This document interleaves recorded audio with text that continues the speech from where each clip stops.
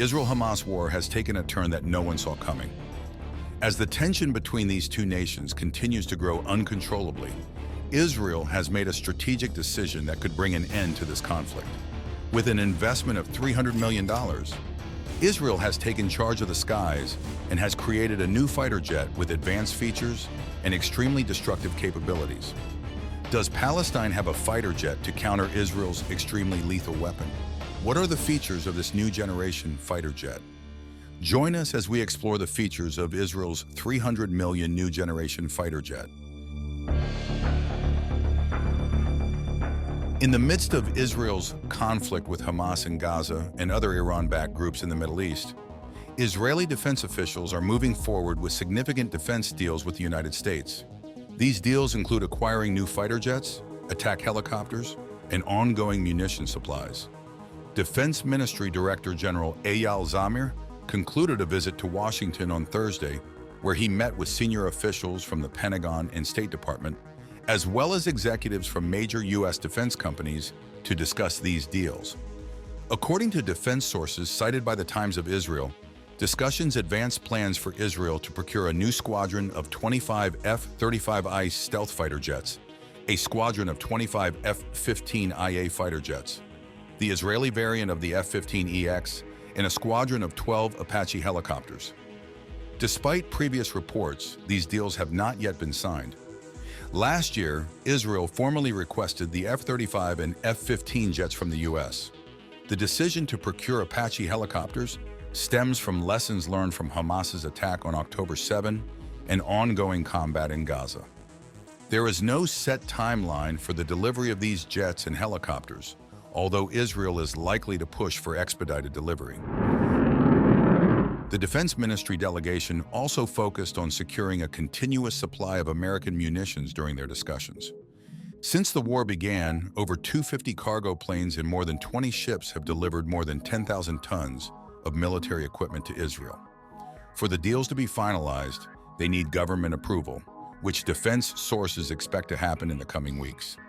Previously, Israel agreed to purchase 50 F-35 fighter jets from Lockheed Martin, with deliveries scheduled in small batches until 2024. Additionally, the military aims to enhance its F-15 fleet, capable of carrying the heavy weapons needed to target Iran's deeply buried nuclear sites. Following the previous year, October 7 attacks, where around 3,000 Hamas terrorists infiltrated southern Israel, resulting in about 1,200 casualties and the capture of 253 hostages, Israel's military concluded that additional combat helicopters are necessary to prevent such incidents in the future. When discussing modern Western combat aircraft, the F-35 Lightning II and the Raptor immediately comes to mind. The F-35 fifth-generation fighter is the cornerstone of the United States, NATO, and Israel's air forces. Designed with stealth technology, the F-35 is equipped with a versatile range of air-to-air and air-to-surface missiles, as well as guided bombs. The F-35 is designed to be stealthy, using careful shaping and radar-absorbing materials to minimize radar detection. Features like aligned edges, serrated skin panels, and engine masking reduce radar visibility, and its diverterless supersonic inlet design further enhances stealth. It has a low radar cross-section, incorporating lessons from the Raptor for durability and easier maintenance. The airfighter also reduces its infrared and visual signatures and controls radio emissions. The cockpit features a glass design with a large touchscreen and a helmet-mounted display system instead of a traditional head-up display, allowing the pilot to see critical information directly on the helmet visor. The HMDS includes infrared and night vision capabilities. The aircraft has 6 external weapon stations for non-stealth missions and an internal gun for the F-35A, with plans for upgrades like new missiles and direct energy weapons. Sensors and avionics are advanced, with systems like the AN/APG-81 radar and AN/ASQ-239 Barracuda electronic warfare system, all running on complex software. Maintenance is easier with accessible parts and a durable radar-absorbing skin. The F-35 has also transitioned from the problematic ALS maintenance system to the improved ODIN system. However, is this aircraft sufficient to secure air superiority? The answer is a clear no. Despite its formidable reputation, the Lightning is relatively slow, achieving a maximum speed of about 1,930 km per hour, or a Mach 1.6 only in afterburner mode, which quickly degrades the engine and reduces stealth. This airfighter is subsonic without using its afterburner, whereas the Russian Su-35 can achieve speeds up to Mach 2.3 and Mach 1.1 without afterburner. Although Russia and China have fewer fifth-generation fighters compared to the F-35, their substantial fleet of fourth-generation fighters remains a formidable challenge to American aircraft. This threat is further amplified by advanced air defense systems like Russia's S-400 and the latest S-500, which are believed to detect stealth aircraft before they can launch an attack. The U.S. can counter this by focusing on the development of sixth-generation fighter jets. While the F-35 has served the United States and would continue to prove its importance, the nation is developing new aircraft under the Next Generation Air Dominance, or NGAD program, with contributions from major manufacturers such as Boeing, Lockheed Martin, and Northrop Grumman. However, Northrop Grumman announced its withdrawal from the program on July 27, 2023.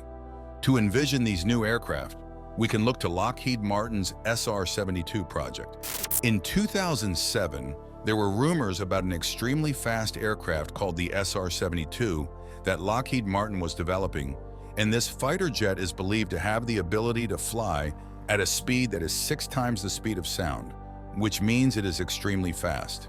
In fact, one of the fastest airfighter to be developed in the history of military aviation. The SR-72's name pays tribute to the iconic SR-71 Blackbird, a high-altitude reconnaissance plane built by Lockheed Martin in 1964.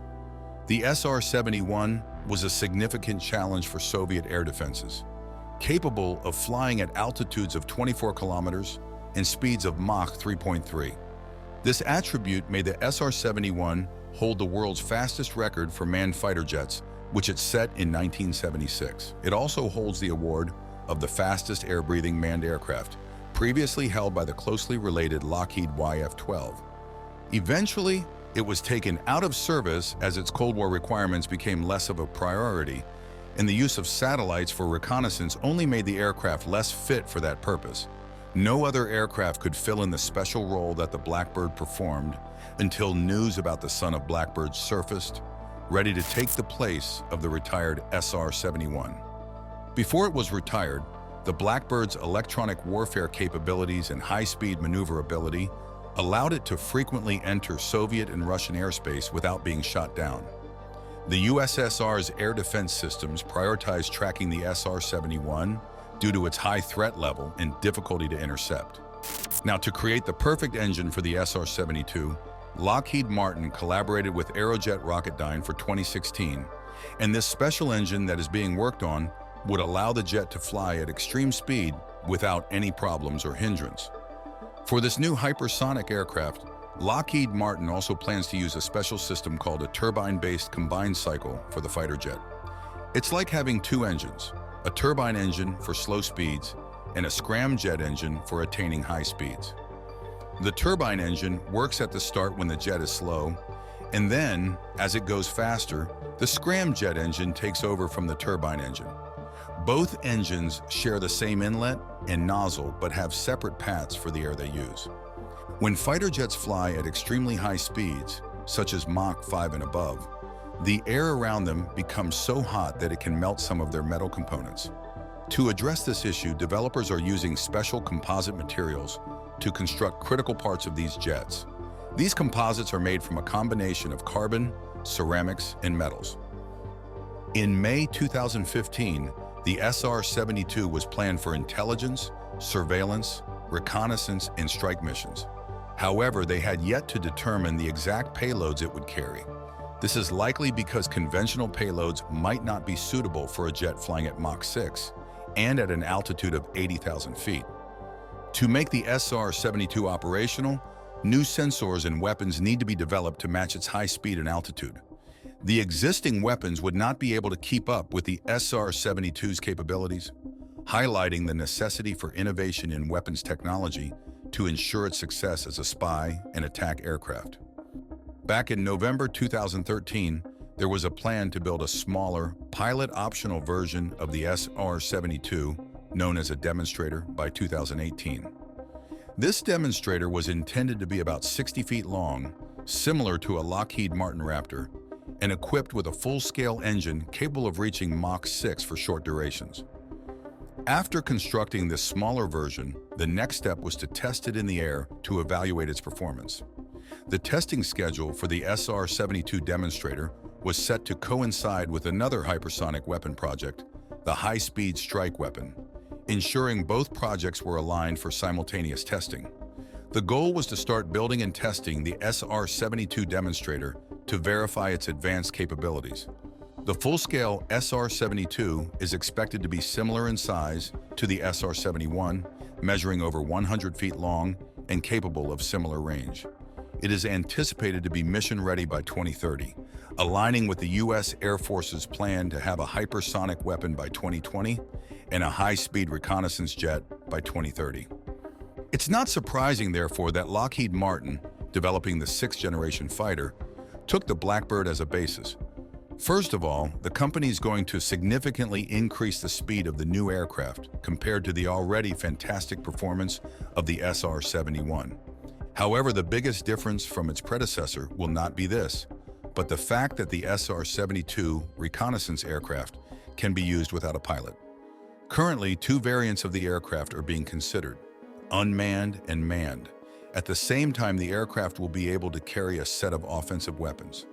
It's mainly about the new lightweight missiles, as when launched at a speed of Mach 6, they will not need to accelerate and therefore weigh their stuffing.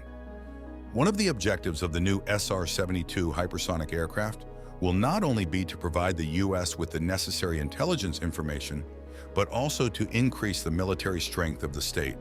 According to the head of the hypersonics program, Brad Leland, hypersonic aircraft with hypersonic missiles will be able to penetrate the airspace close to flights of the likely enemy and strike missile strikes in any part of the continent, flying to the destination in less than 1 hour.